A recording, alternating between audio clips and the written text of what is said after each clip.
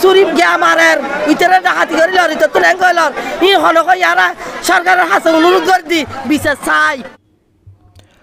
চট্টগ্রামের রাঙ্গুনিয়া উপজেলার পোমরা ইউনিয়নের গিরজ ফকির বাড়ি জামে মসজিদ কবরস্থান মসজিদ পরিচালনা কমিটির সাধারণ সম্পাদক মোহাম্মদ আলী বাদশা ও প্রবাসী ইয়াকুব আলী সহ তাদের পরিবারকে নিয়ে ফেসবুকে অপপ্রচার ও জড়িতদের শাস্তির দাবিতে মানববন্ধন ও বিক্ষোভ সমাবেশ করেছে স্থানীয় লোকজন। আমরা সমাজের সর্বস্তরের জনগণের পাশে আছি এবং পাশে থাকার শ্রুতিবদ্ধ আছি।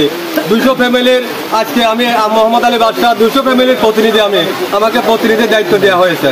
প্রতিনিধির দায়িত্ব পালন করার সত্ত্বে আজকে আমার বিরুদ্ধে এবং আমার ফ্যামিলির বিরুদ্ধে এই অপপ্রচার চালাচ্ছে। আমরা 4-5 জনের নামে যেভাবে ওরা অনলাইনে ভাইরাল করছে আমি আমাদের সমাজের পক্ষ থেকে এটা তীব্র নিন্দা জানাচ্ছি। তো উনি সমাজের প্রতিবাদ সমাজে আসলে 8-10 লাখ টাকা উনি নিজেই খরচ করে মসজিদের জন্য, কারো বিয়ে দিতে পারতেছে না বিয়ের জন্য, এবং কারো জায়গা নিতে পারছে না জায়গার জন্য, এবং ইত্যাদি ইত্যাদি। বৃহস্পতিবার 22 আগস্ট সকালে স্থানীয় সর্বস্তরের জনসাধারণের ব্যানারে স্থানীয় সড়কের পাশে বিক্ষোভ সমাবেশ ও মানববন্ধনের আয়োজন করা হয়। সমাবেশে সভাপতিত্ব করেন সমাজসেবক মোহাম্মদ আলী বাদশা। বক্তব্য দেন আব্দুল জব্বার, মোহাম্মদ জমির উদ্দিন, মুন্সি মিয়া, আজিজুল হক, ইয়ার মোহাম্মদ আজিম উদ্দিন, নবীর হোসেন, মোহাম্মদ হাশেম, আব্দুল কাদের, জাহাঙ্গীর আলম, শাহজাহান বেগম, আলিমা খাতুন, সাবিয়া বেগম, হাসিনা বেগম, সাবা খাতুন, সবুরা খাতুন প্রমুখ।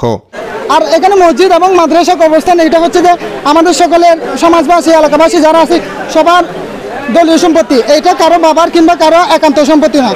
তো আমি এখানে যেহেতু আমাকে একটা নিকৃষ্ট কাজের সাথে জড়ানোর চেষ্টা করা হয়েছে, আমি এটা তীব্র নিন্দা জানাচ্ছি।